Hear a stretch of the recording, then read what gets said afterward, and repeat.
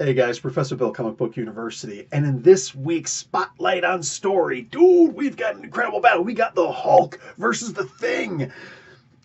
And I know that's going to immediately excite a whole bunch of people, but some of you guys are going to be really disappointed when I explain that. I'm actually going to be talking about the Gray Hulk versus the Pineapple Thing. I know. It's people like, oh no, really? This one? This one, seriously?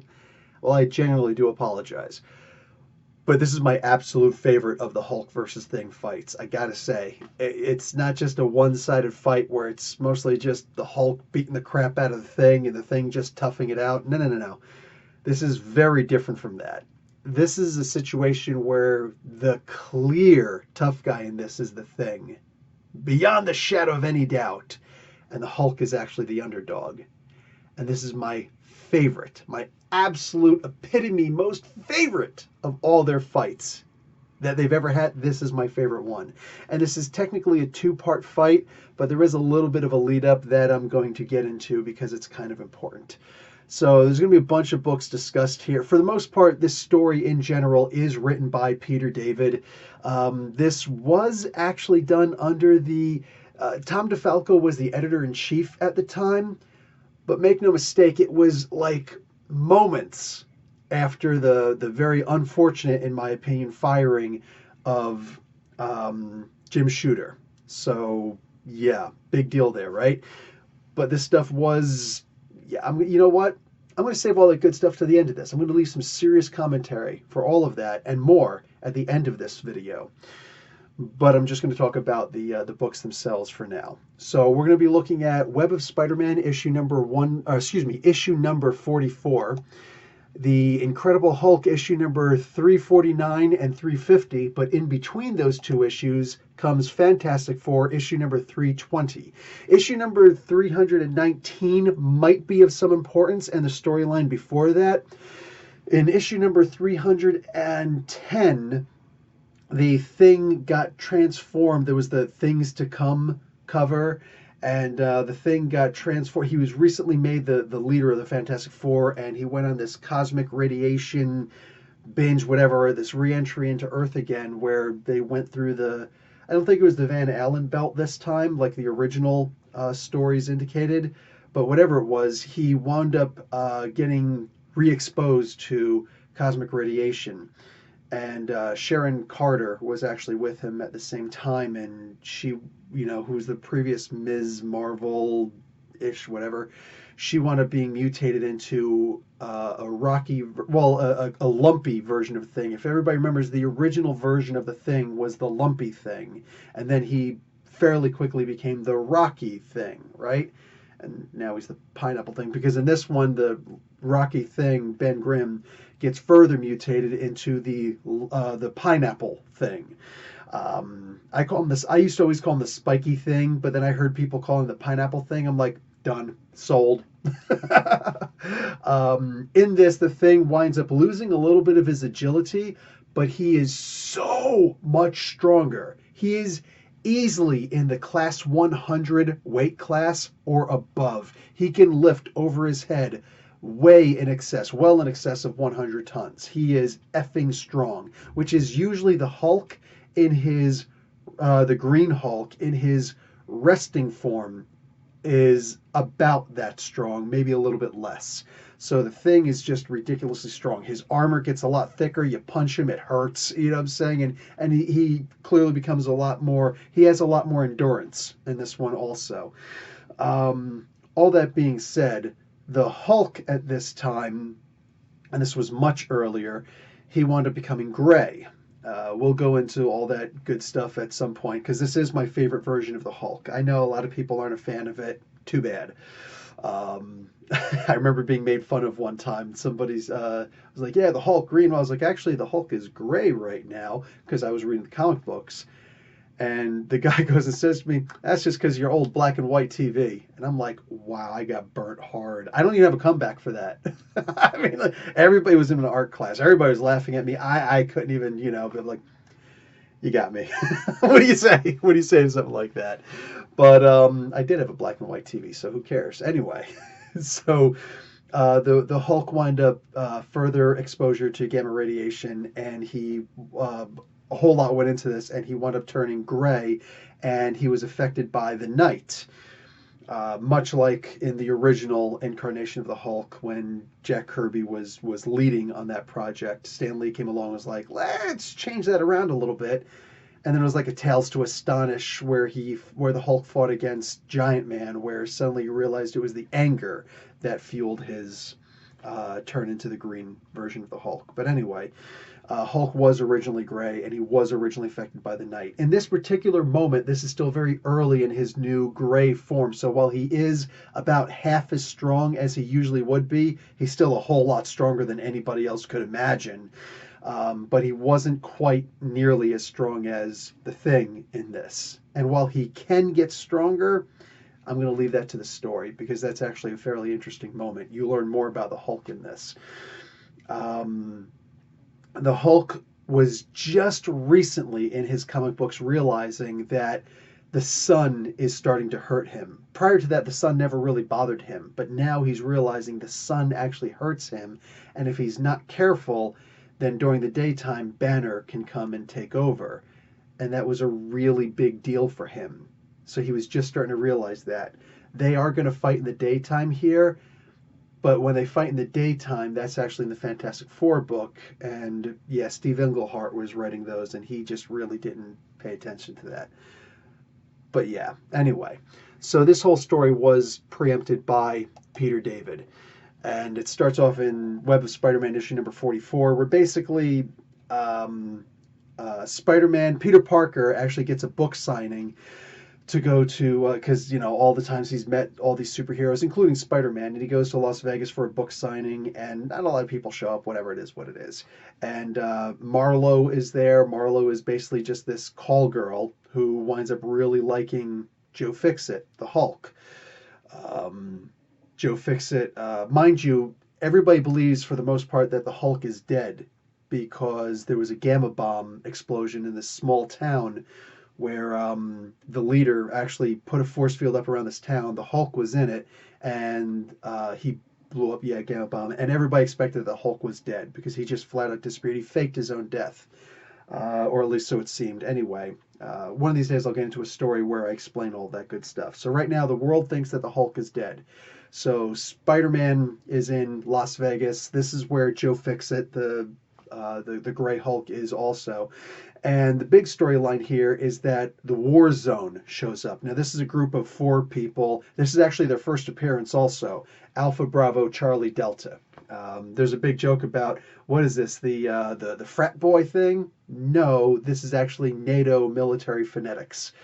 But anyway, yeah, these are basically 4 super duped up soldiers who are having a war between each other. And every year they have this war where they go at it with each other, and there's a prize there. And mind you, I'm not giving you everything away in this comic books, but there's a prize involved. This little medallion is, kind of cool what they do. It's like, okay, that was actually kind of, interesting what they're going to do with this.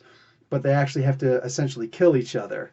And the survivor gets the medallion from whoever won last year. Wait a second, well, it's just these 4 people who was doing it, right? The fun surprise reveal in here, and it's not too hard to figure it out, is that they're actually cyborgs. So you shoot them up, okay, whatever, they're going to get better at some point. I actually don't remember if we ever see these guys again at some point, but they're actually a very fun idea that they pick a new area every year where they go, and whoever wins gets to hang on to this medallion for the next year. So, okay, I'm digging on it. So, Spider-Man has to go at it with these guys, but Marlo winds up getting knocked out. Hulk took a liking to Marlo. He's a little bit bothered by this, and he decides he's going to kill the female of these Warzone guys. And Spider-Man's like, no, we don't kill. Hey, wait a second. You're the Hulk. You're the Hulk. Oh my God, you're the Hulk. And he's like, hey man, you need to help me beating up these guys. Otherwise, I'm going to tell everybody that you're the Hulk. Hulk's like, dude, I will straight up murder you right here, right now, where you stand. This is one of those examples where the Hulk is much smarter than he is usually ever portrayed. Even when, in my opinion, when he becomes Banner Hulk, also under Peter David, Banner Hulk or Professor Hulk, as opposed to Professor Bill. Banner Hulk's probably the second best professor out there. I'm saying. Um, at the end of the day, you have this version of the Hulk, Joe Fixit, who is extremely sneaky, unbelievably sneaky. I love it. He's purely devilish, not to be confused with the Devil Hulk. Anyway, and he shows that he is actually smart. He is able to use his head, and he has a conversation with Spider-Man at one point while completely insulting him the entire time and humiliating him like he's some kind of a chump. He's like, you assumed that it was this and this and this, and as it turns out, it's actually that. But you never stopped to consider that, did you? He's like, yeah, I guess I was wrong. He's like, exactly, and he just leaves. He's like, dude, that's wild. And I love that. I love seeing, I genuinely love this entirely different take on the Hulk. Just, it is what it is. And the rest of that story is actually figured out in Incredible Hulk number 349. This is actually where Anthony Gold dies. If you were reading the Hulk at the time, you know Anthony Gold was the big opponent, or so we thought, to Mr. Baron-Getty, who Mr. B, the guy who was actually the boss, the only boss of the Hulk, until later. That's another story. So anyway, that all gets figured out there. Now at the end of this story, this is where the Hulk is going back to his room. He's like, I'm going to eat, like a dozen steaks or 2 dozen steaks, and I'm just going to sleep for the rest of the day, Well, Dr. Doom shows up, and he's going to teleport him out to the middle of the desert, apparently, because there's not a lot of continuity there. But hey, who am I to argue? Dr. Doom shows up at the end of this, and he says, listen, I need your help. So he's like, wait, what? This goes into Fantastic Four issue number 320. So Doom starts explaining to Hulk that, hey, listen, I just had this really incredible sojourn moment where I'd really like to be able to sit down and just reflect on my life. That was in issue number 319, the previous issue to this in the Fantastic Four, where that issue was called Secret Wars Part 3. Yes, there was Secret Wars 1, there was Secret Wars 2, and those two were big, huge events. Secret Wars 3 technically happened in this one issue of the Fantastic Four. And they did have a story arc where it was the lead up to them showing up in here, but they had to go to this new area of, the universe, that was not really in the universe anyway. And the Shaper of the Worlds and Kobik, so the 2 cosmic cubes, the 2 known cosmic cubes at the time, they had a full-on fight with the Beyonder. And this is the first time that the heroes were learning about the Beyonders. And there's a big conflagration of what's going on there. And, of course, Jonathan Hickman was reading this and like, oh, I could do some cool stuff with this. And he did. Anyway, all that being said, Dr. Doom was trying to take the power. He had to regain some of his memories that were lost in Secret Wars 1, and he did that, but he wasn't able to get the powers of the Beyonder, and he realized something about himself, and he really did want to ponder this. The problem is, a long time ago, Dr. Doom had died. We thought he died. He thought he died, and a protocol went into place where he'd already chosen this kid, Christoph, to be in charge of his country. And to get Doom's memories put into him so that this kid would actually think that he's Doom. So even though he's this little kid inside of this exoskeleton that made him look bigger than he actually was, he genuinely thought that he was Dr. Doom. Yeah, I know. Anybody who says, yeah, Doom's a better person than Reed Richards, listen, I would say he's smarter and he's got a whole lot good, of good stuff going for him, but he's not a better person. This guy literally tortured what can be assumed to be an 8-year-old. Somebody pointed out one time, I think it was Reed Richards pointed out, this kid can't be more than 8 years old. Yeah, Doom's a butt face. He's a butt face, but he's my butt face. So anyway, yeah, so Doom was like, I would really like to be able to chill out right now and think about all the stuff, but I don't have any place to go. Christoph is now in charge of my country. He thinks that I'm an imposter, and rightfully so, and he wants to, he banished me, exiled me forever from Latveria. I need to get my country back, and Hulk, I really need your help to do this. And he's like, why should I help you? It's like, well, I'll give you free, reign over, my country. Maybe at some point I'll even make you a minister, but for now, I'll give you plenty of space where nobody will ever bother you, and that's all you ever wanted, right? Hulk's like, psh, I got that now. And he's like, oh wow, I thought, and this is almost pedantic, but it is Doctor Doom, and this is the Hulk. So as smart as Hulk is, he's not Doctor Doom level smart. And this is kind of weak the way that it goes into this. But again, this wasn't Peter David doing this. Peter David just said, this is how I'd like it. This is what I'd like you to do with this story. And Steve Englehart had to actually write the story. He didn't want to go into detail with it, so he just threw in that Doom basically said, since you're smarter, I guess you're more hesitant to fight. You're a bit of a coward now. It's not that big of a deal. Just, I'm not calling you a coward. I'm just saying you're kind of cowardly. So yeah, just, you know what? I think I'm going to ask Ben Grimm. He's like, Ben Grimm, come on, I'm way better than Ben Grimm. What are you talking about? He's like, no. Ben Grimm actually went through a power change. He's actually way more powerful than you've ever been before. So, there's that. So yeah, I'm just gonna handle it. I'll just go to Ben Grimm. I think he'll help me out. He's more noble than you anyway, and he's definitely more powerful than you now, and he's not afraid. He's got more confidence. You lost confidence. You're hesitant now that you can actually think about stuff. He's like, you know what? You bring me to this guy right now, I'm gonna kick his sorry butt. He's like, well, if you insist. You can't see Doom smiling his butt off when he's behind his mask, right? Anyhow. So he does, in fact, bring him there. Now, the Fantastic Four at this point is really just the Human Torch, Miss Marvel, and Ben Grimm himself, the Thing. And Human Torch is like, listen, we just got back from, this whole big sojourn. It was really freaky, and I'm going to go get something to eat. I'm going to chill out. I'm going to leave Four Freedoms Plaza. That's right. It's Four Freedoms Plaza right now, not the Baxter Building. A whole bunch of people probably ticked off about that. Sorry. I actually like the idea of the Four Freedoms Plaza, but excuse me. Anyway, so, but nostalgia is what nostalgia is, so I get it. And clearly I'm in the minority. So I'm okay with that. So Miss Marvel and Human Torch are like, we out.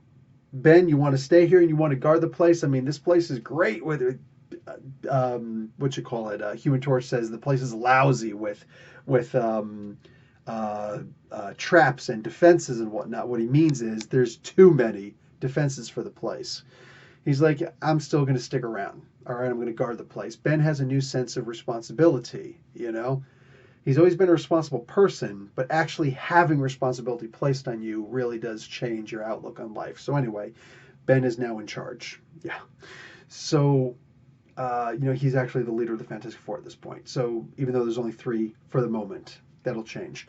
So he goes up to the roof to kind of look around and be like, yeah, it's cool, man. The life sucks, but I think I'm actually in a pretty good place with my life right now. I think I can actually just kind of calm myself. What the hell is this big shadow? So the Hulk can leap. Everybody knows this, right? But he also borrowed a jetpack. There was an extra jetpack that Dr. Doom had, so he's able to fly also now.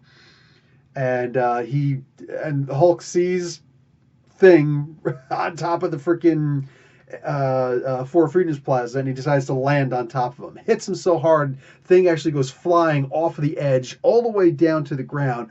Boom! Lands on the ground. People are like, holy crap, what was that? Whoa, he doesn't even seem to be gassed at all. And Thing gets up and he looks up. He's like, just so you know, it's clobbering time for that, buddy.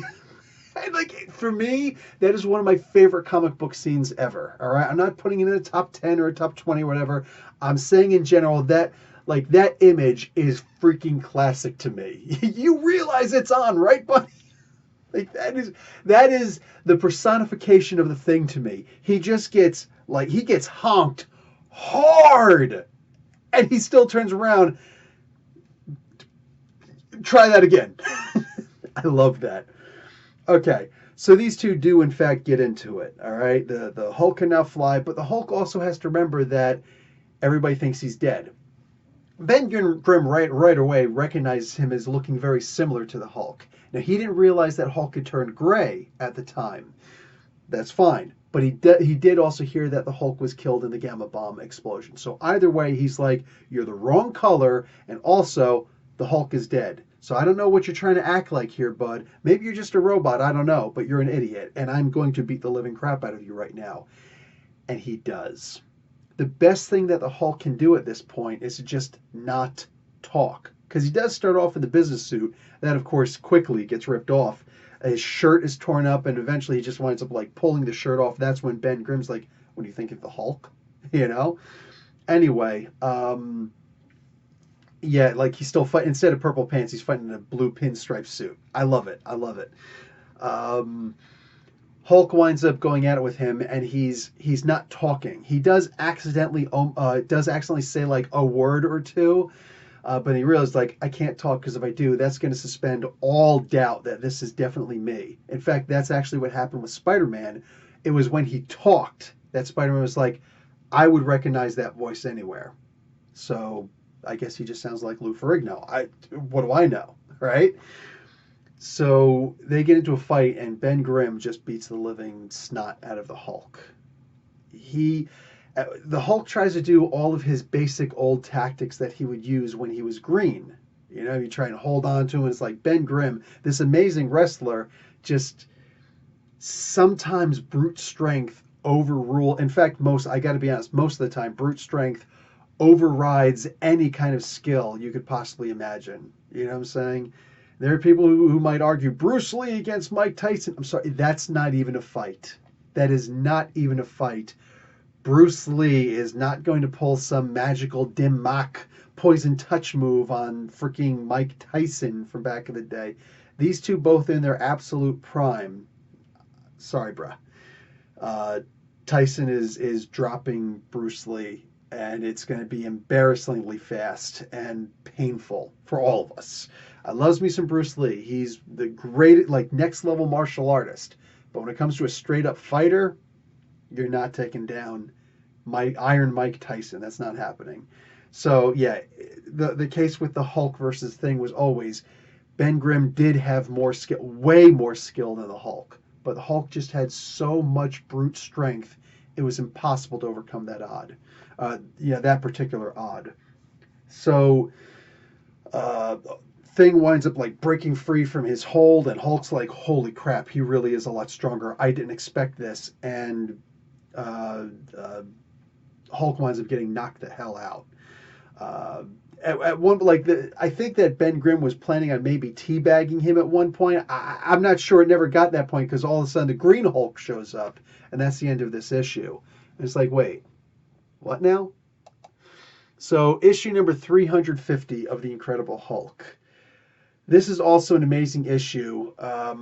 Listen, over in the Fantastic Four book we were just reading, the penciler was Keith Pollard, and the inker was Joe Sinnott.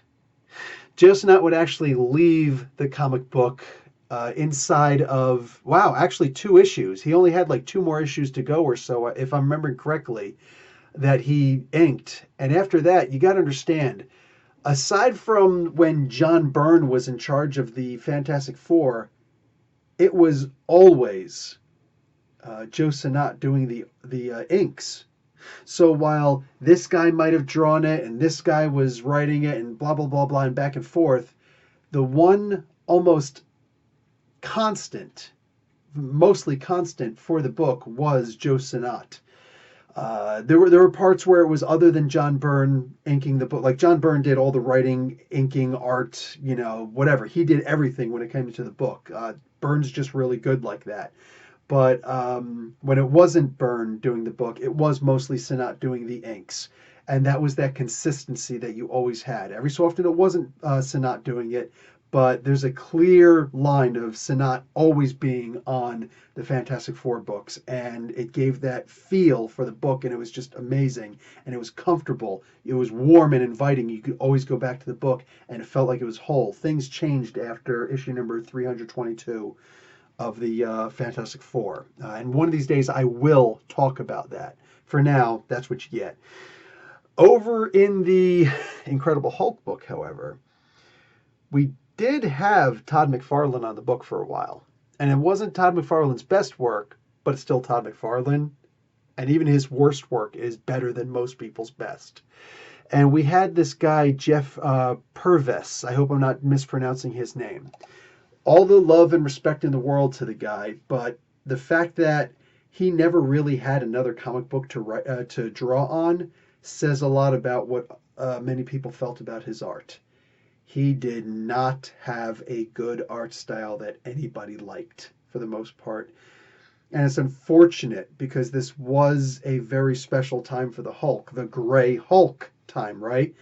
And a lot of the disqualifying factors for the Gray Hulk was that the art just wasn't good.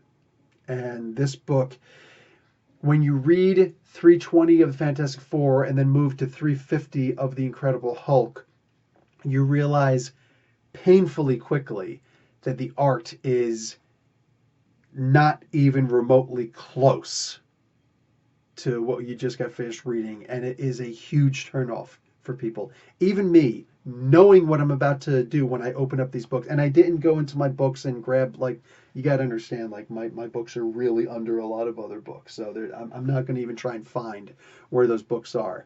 And in fact, I only have the Fantastic Four book and the Incredible Hulk books. I do not have the Spider-Man book, that issue number 44 of Web of Spider-Man. Even though that was my favorite Spider-Man series at the time, Web of Spider-Man, I don't actually own that book. I'm just giving you a heads up. I'm literally just going from memory from when I used to own that book. But anyway, and I do have these books, and I am sad that I can't just open up the book and show you this stuff, but I'm not going to dig through all my stuff just to do a spotlight of the story. Sorry. I will show you some images that I find off of Comixology and off of the rest of the internet, though, so there's that. Anyway, the art for the most part, just, it stunk. It really did stink up the room, and I'm sure that Jeff Purvis is a great human being, and I really genuinely hope that his art has gotten a whole lot better. Either way, you look up his art history, he does not have a whole lot of comic book credit to his name. In fact, this short run on the Incredible Hulk was really his only big claim to fame, as I've found it. So there's that. Anyway, all the love in the world to him, but we're moving on now. Anyway, so the art kind of stunk on this, and yeah. But the Incredible Hulk who shows up here, this green one, is actually from the original Eternals books from Jack Kirby. So this was a really great nod. In fact, this Incredible Hulk robot, this was what it was a robot. This robot actually gets a lot of wear and tear across the Marvel Universe in certain key moments.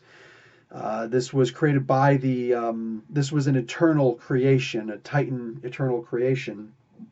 Excuse me. And it was ridiculously powerful, but as shown in this book, the Thing very quickly realizes that this is not the Hulk. And it was great cathartic for him because he does get to go up against what he thinks is the real Hulk at first. And he's doubting himself, and he's getting more, like, there's character development in here, He's doubting himself, but then he's realizing, no, I am strong enough to go up against this Thing. And he does fight this Thing, and he's working out a lot of aggression against this Thing that he has felt against the Hulk, who has always cowed him in the past.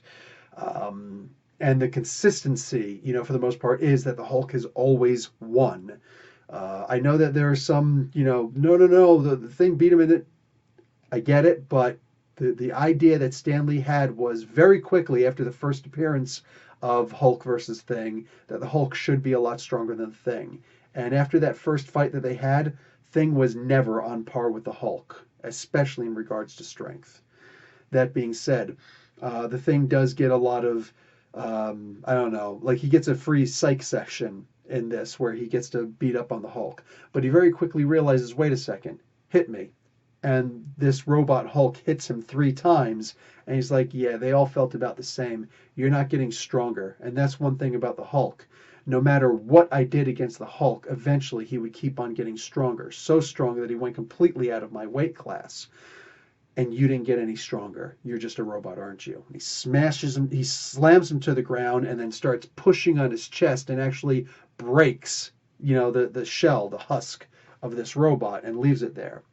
Now the real Hulk, the Gray Hulk, at this point, he's waking up and he's like, what the frig? And Doom is like, hey, get over here. I sent that thing over there. I rebuilt this thing in order for it to bother the Thing so I can get you out of here. Listen, my bad. I've come to realize that you're simply not in this guy's weight class. And it's Doom being manipulative again. But he does point out something very important here. He's like, I made a miscalculation. You do still obviously get stronger the madder that you get. But you don't get mad as fast as you used to. And it's probably because of his intelligence. That's my headcanon. But hey. And he's like, so you're not getting strong enough fast enough. And you simply aren't going to be able to beat the thing in the amount of time that you need to. So I'm sorry, like, I need to get you out of here. And Hulk's like, no, I'm the Hulk. And even if I'm not the strongest one there is, I'm still not letting Ben Grimm beat me. So he goes back and he tries a whole new tactic. Really quick commentary about this Hulk robot. Was created during the, I think it was issue number 14, 15. Don't quote me. Unless I'm right, then quote me. Sure, why not? But go and actually fact check me. I could be wrong on those issues, but I think it's 14 and 15 of the Eternals book. So it's the Jack Kirby books. That Hulk robot was discovered by, and they explain the origin here, discovered by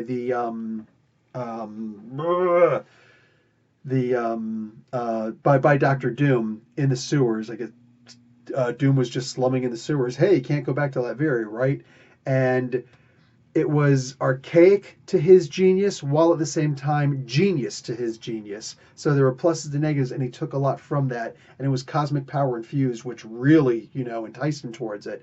And he actually made a duplicate of that robot. Here it says he just rebuilt the robot. Yes, he rebuilt it, but later it's revealed that he actually made a duplicate of that robot. And you'll actually see that in the Intelligentsia storyline, The Fall of the Hulks. A lot of you guys are like, oh, that's the same robot. Yes, that's actually the same Hulk robot. Effing awesome. Am I right? So anyway, that Hulk robot has gotten a whole lot of wear and tear across a large distance of the Marvel Universe. Just saying. So that's the only reason why I even bring it up. Now, Hulk decides to take a new tactic. The flight pack was destroyed off panel pretty much, but it was explained that it was destroyed by the thing in the fight. Hulk realizes, listen, this guy is just way too strong for me. So even though Ben Grimm was just talking about how, the Hulk would just get too strong, too fast, he was way too ridiculously strong for me, and I would eventually tire out before I had any chance against this guy. The Hulk is now realizing, I've got to get this guy tired. That's what I've always done, essentially, right? I've always pounded him until he couldn't take it anymore. I could always take what he did. Now I can't. He's stronger than me. He's tougher than me. He's got more endurance than me. So I've got to do some tricky things, though. So he's hiding behind a building. He's like, and he's still not talking. And Ben's like, oh, you're back up again? I'm coming to take your butt down. So he starts running and chasing after him. He's like, oh, where'd he go?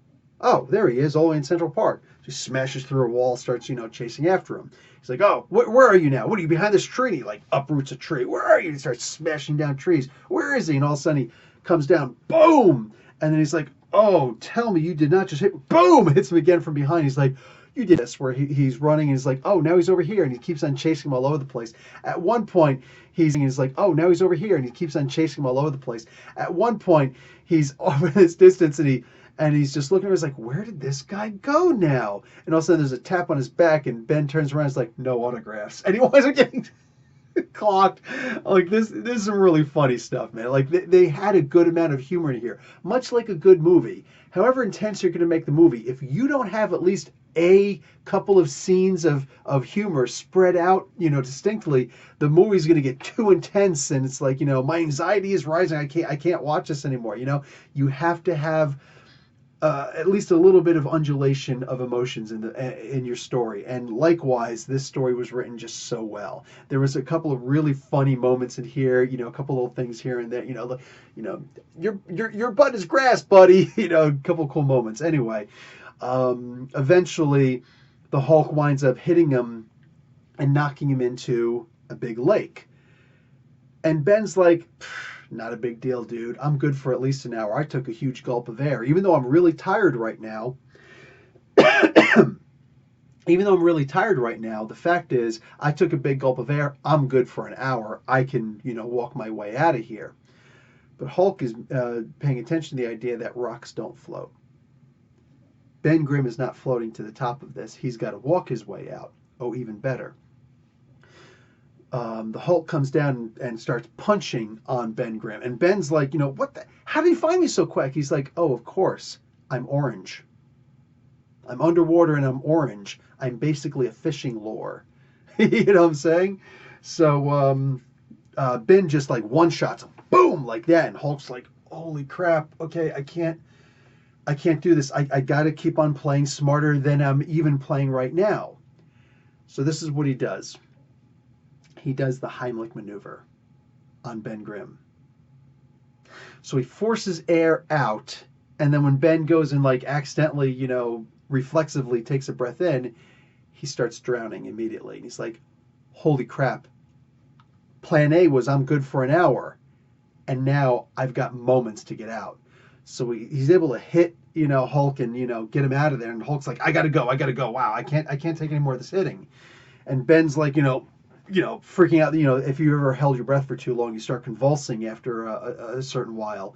Not too long before you'll pass out. Anyway, he finally gets to the top and he's like, oh, and he looks up and he's like, oh crap. And there's the Hulk just standing there. He's like, how did you keep on disappearing like that? And Hulk says, simple. I leapt. I jumped. And he's like, oh no. And Hulk just boop and knocks Ben Grimm out. This was a fantastic story. This was a fantastic battle. I'm not going to lie, I may have actually been a little bit inspired by this battle. I remember a guy who I was not really good friends with. He wanted to fight, but he, just mostly a practice sparring type thing. But he's like, you can't use your karate stuff. I'm like, why would I not use my karate stuff? He's like, you're already bigger than me. You don't need to be using karate also. I'm like, all right, fine. Well, it turns out this guy was actually pretty good at judo. So he kept on flipping me and slamming on my back. I'm like, this sucks. And I was like, I got to hold this guy so that he doesn't keep on flipping me. And I'm like, well, now what do? I don't want to start pounding him because, it's not going to be that kind of a fight.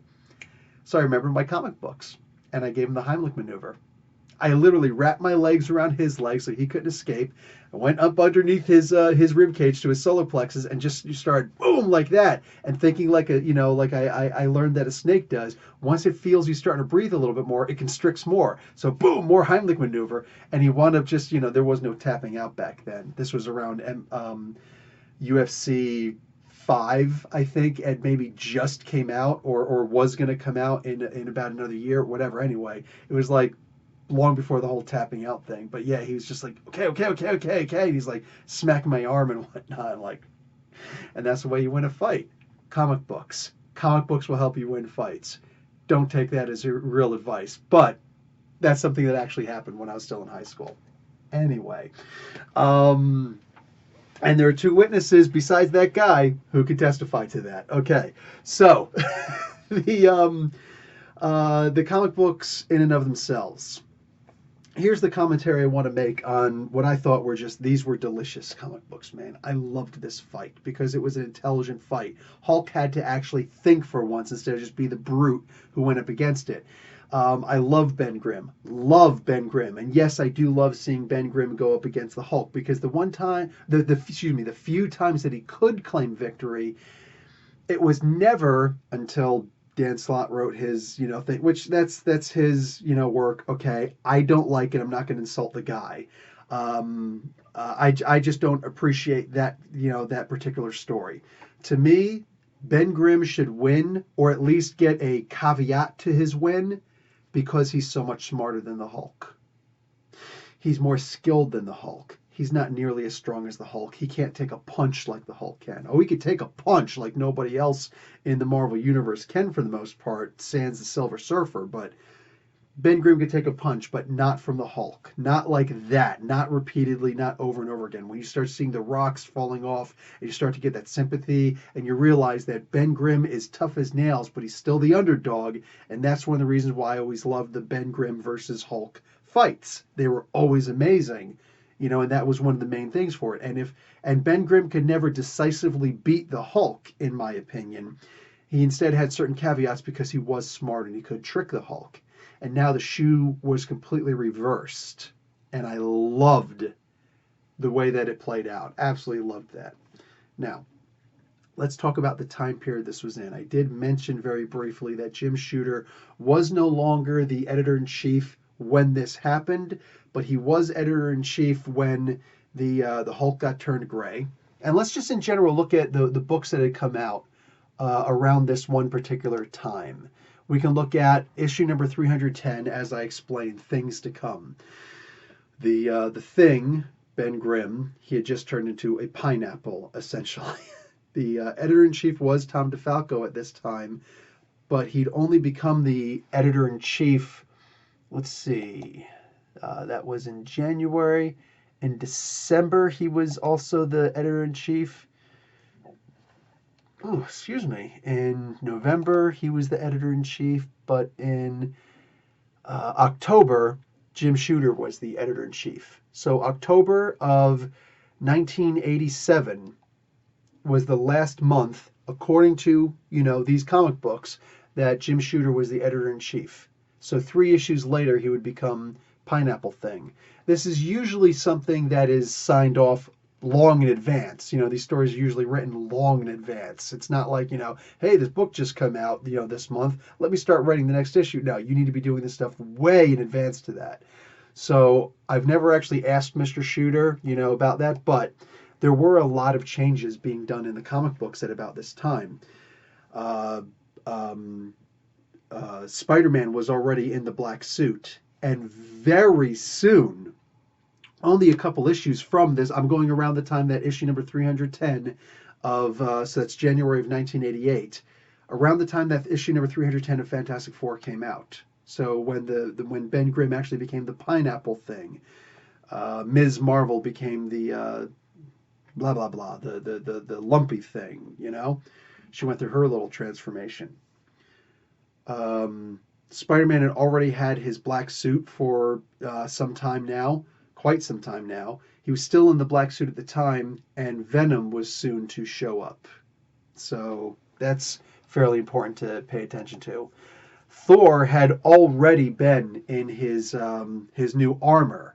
The mutant massacre had happened where, right around that time he got the Hela curse on him. He was much weaker. So he had the armor on him, and he had the bionic arm and whatnot to help him out. The Hulk had already turned gray, quite some time before this. We could look at X Factor, where the exact same month, January of 1988, was the first appearance of Archangel. Angel is one of the founding members of the X-Men, and in the Mutant Massacre, he had his wings mutilated by Harpoon, and the rest of the, and many of the Marauders at the time, and Thor actually came in and saved him. Walter Simonson writing Thor, and for crying out loud, Louise Simonson, I have to actually look at the name, was the writer of these books at the time. Louise Simonson is the creator of Archangel, but right during the exact same time that Ben Grimm became the Pineapple Thing is when Archangel made his first appearance. You can actually see as Death, right?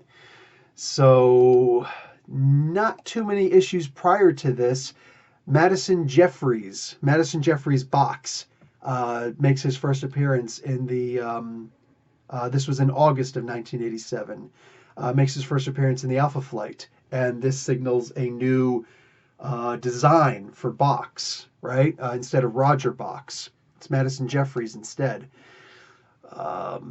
Yeah, there were a lot of changes being done in the comic books at around this time, and this is also not too long after issue number, or not too much before issue number 322 of the Fantastic Four, where everything seems to have changed. This was, for me, this is an incredible time in comic books because a lot of crazy things were happening, a whole lot of changes were happening. Now, while there may be a lot of people who didn't enjoy these changes, for the most part, this was a company-wide shakeup that was happening. And it was still in Marvel's most profitable time period. Conan was still a licensed property for Marvel at this time. I think issue number I think I saw it just like about an hour ago. I was looking through some stuff. I think issue number 207 of Conan the Barbarian was out at about that time. Maybe I'm wrong about the title or the number or whatever, but like it was in his 200s at the time. Marvel still held the license for Conan, right? They had the Air Raiders at the time. Issue number 2 of the Air Raiders. I only read issue 1. Maybe I'll do a review of that because it's actually pretty cool. Air Burgers for the win. Anyway, there was a lot going on in Marvel, and it was a genuinely, truly amazing time. That being said, this is right around the time that Jim Shooter got fired. So he signed off on all of these changes happening at Marvel. And it's interesting to see how this is how, in my opinion, this is how you should make change if you're going to make change. You can look at what was happening in the Captain America books. You can look at what was happening just in general in the comic books. A lot of characters were getting changes, right? Iron Man had a change. It was no longer Tony Stark, right? For the most part. There was a lot going on. And change can be a good thing. But then we can question the radical amount of change that has happened in the all new, all different, whatever, where Thor is now Jane Foster. Ms. Marvel is now Kamala Khan, and she's stretching and biggening and things like that. And all the other radical changes that had happened at exactly the same time, as opposed to slightly spread out over a 6-month period of time, whatever. What was honestly the difference? And I'm not here for the hate. I hope you guys know this by now. I'm not here about the hate.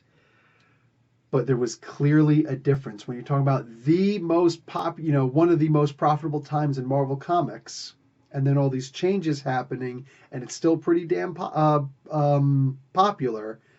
Hulk didn't lose, a whole lot of popularity, right, when he went gray. But then you have these other changes going on here as well, at a later time, and those simply didn't take. Some of the differences were communication. Hey, there were letters coming in, and Marvel has admitted for years that you couldn't, they would change letters sometimes. If something negative was written, period, like the letter in itself was negative, they could just say, I'm not accepting this, I'm not going to publish this negative letter. If it was negative, if it was negative in the sense of it's still respectful, and it was just a little bit critiquing, hey, they would post those letters. But hate mail was still a thing back in the day, but they could simply choose to ignore it, right? They could choose to just leave those out. Tweets can't really do the same thing with, can you? Like, those are public, those are open. Can't control a tweet. But the question is, what if you did live during that time? Not if you read those things afterwards. With all due respect, you don't count, all right? I'm talking like me, if you were reading comic books during that time, you did see what was actually happening during that time. This was before the Inferno event happened, right? Which I believe was sanctioned by Mr. Shooter, mind you. If you were reading comic books at the time that these comic books were coming out monthly, bi-monthly, whatever, how did you feel about all of these radical changes in the Marvel Universe? And if I can get enough people together, I might actually consider doing a video where I do openly talk with you guys live, hey, how did you feel about some of these changes? Because I am curious to see what were some of the differences between then and the most recent one. The changes that essentially led to having so much fuel for comic skaters, which, again, I don't necessarily disagree with the premise of Comicsgate. I strongly, vehemently disagree with the way that it's done by the majority of comic skaters who are the loudest. I'm just going to leave it at that. I think I've made my examples clear. If not, good enough. Opinions are valid. Being a jerk is not. So, anyway, I am genuinely curious what people think. This is seriously something that I am curious of. I do consider myself a very amateur historian of comic books. I've been reading them since I was 7 years old. So I've been reading them since the very, very, very butt age early 80s. And they were actually 70s comics that I was reading at first. Those are the ones I can get my hands on, without the covers and stuff like that.